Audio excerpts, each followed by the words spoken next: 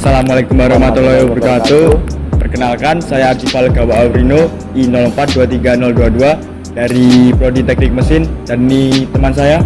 Perkenalkan, nama saya Bagas Andika, NIM I04230229 dari Prodi Teknik Mesin.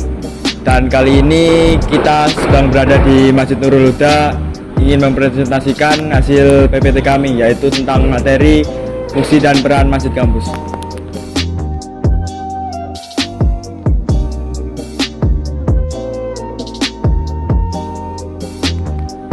Oke, yang pertama materinya itu ada masjid pada masa Nabi.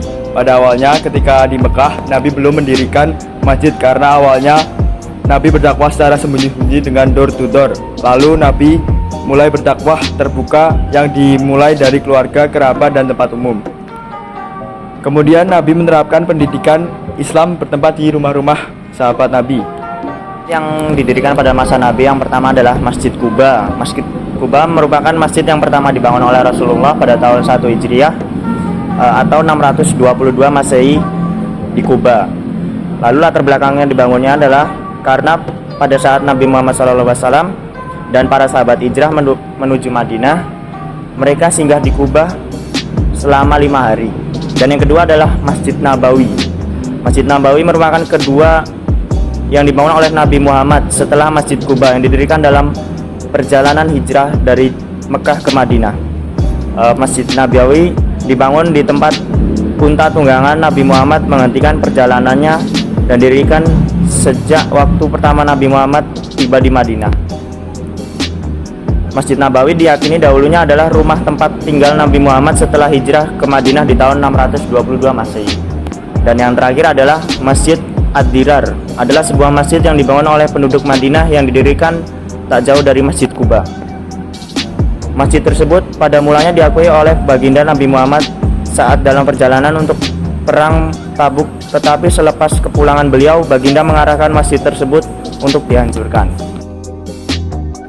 Lalu fungsi masjid pada zaman Nabi, yang pertama adalah pusat ibadah, yang kedua adalah pusat pendidikan, kutab di selasar halaman masjid, yang ketiga ada pusat penyelesaian problematika di umat, aspek hukum atau peradilan, yang ketiga ada pusat pemberdayaan ekonomi umat melalui Baitul Mal, terus selalu ada pusat dakwah, yang terakhir adalah tempat tinggal sebagian sahabat yang miskin.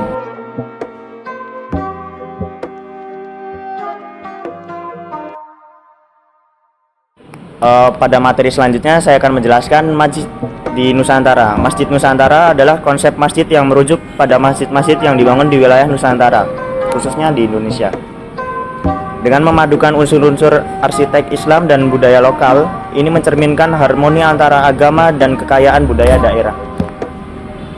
Contoh Masjid Nusantara yang terkenal adalah Masjid Agung Jawa Tengah, atau lebih dikenal dengan sebutan Masjid Agung Semarang. Masjid ini mencerminkan karakteristik Masjid Nusantara dengan arsitek Jawa yang indah, seperti atap joglo, ornamen-ornamen khas Jawa.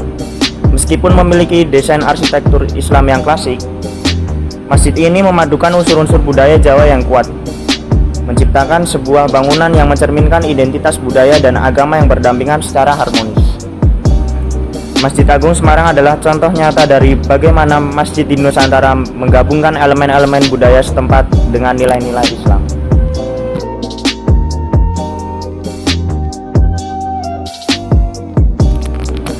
Lalu materi selanjutnya adalah masjid di kampus. Masjid di kampus itu memiliki fungsi dan peran.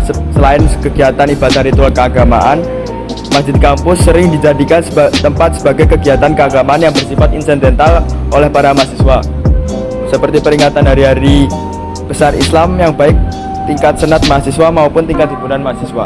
Lalu memiliki struktur DKM, Dewan Kegiatan Masjid, yaitu yang pertama itu ketua, yang kedua itu sekretaris, atau yang ketiga itu bendahara, yang keempat itu koordinator bidang ibadah dan kejamahan, yang kelima ada koordinator bidang pendidikan, yang keenam ada koordinator bidang kesejahteraan sosial, lalu yang ketujuh koordinator bidang ekonomi dan usaha, lalu yang terakhir adalah koordinator bidang lingkungan hidup dan keamanan.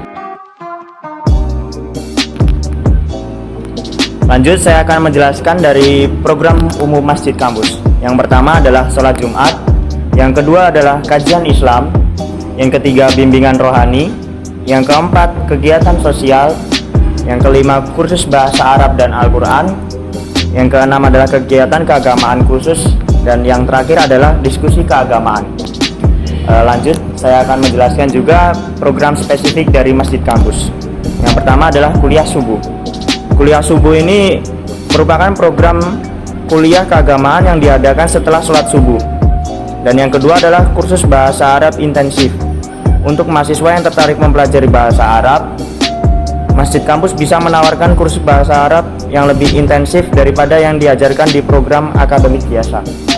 Lalu yang ketiga adalah pelatihan kepemimpinan. Program-program ini membantu mahasiswa mengembangkan keterampilan kepemimpinan dan manajemen melalui pelatihan dan workshop.